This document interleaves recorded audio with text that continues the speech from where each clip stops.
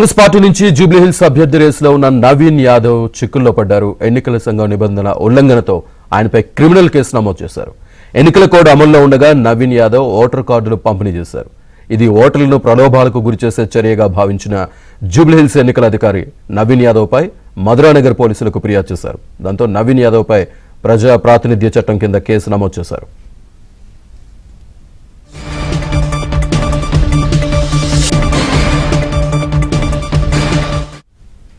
నవీన్ యాదవ్ పై నమోదైన కేసుకు సంబంధించి పూర్తి డీటెయిల్స్ మా కరెస్పాండెంట్ మణికంఠ అందిస్తారు. మణికంఠ, శ్రీనివాస్, జూబ్లీహిల్స్ కాంగ్రెస్ నేత నవీన్ యాదవ్ మీద క్రిమినల్ కేసు నమోదైంది.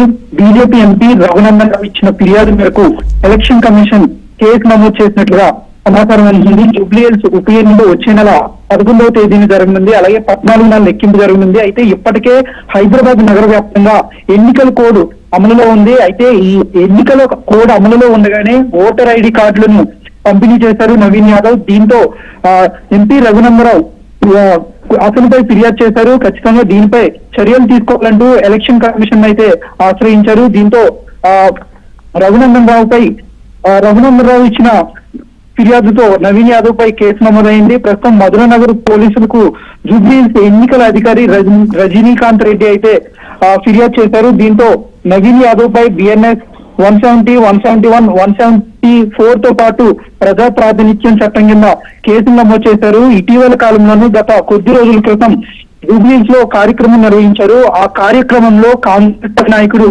నవీన్ యాదవ్ పార్టీ పోస్టర్లు, బ్యానర్ల కింద ఓటర్ ఐడి కార్డులను ప్రజలకు పంపిణీ చేశారు. నిజానికి ఈ ఓటర్ ఐడి కార్డులను భారత ఎన్నికల కమిషన్ ప్రకారం ఓటర్ ఐడి కార్డులను పంపిణీ చేయాలంటే బిఆర్ఓ బూత్ లెవెల్ ఆఫీసర్ మాత్రమే అధికారం ఉంటుంది. అయితే ఈ ఎన్నికల కమిషన్ మరియు ఇదంతా కూడా స్థానికుల ఎన్నికల అధికారుల పర్యవేక్షణలో జరగాలి. అయితే వీటిని అంతటినీ కూడా ఉల్లంఘిస్తూ నవీన్ యాదవ్ తనంతటి తానే ఈ ఎన్నికల ఐడి ఓటర్ కార్డులను పంపిణీ చేశారు. దీంతో ఈ కేసు నమోదైనట్లుగా తెలుస్తుంది.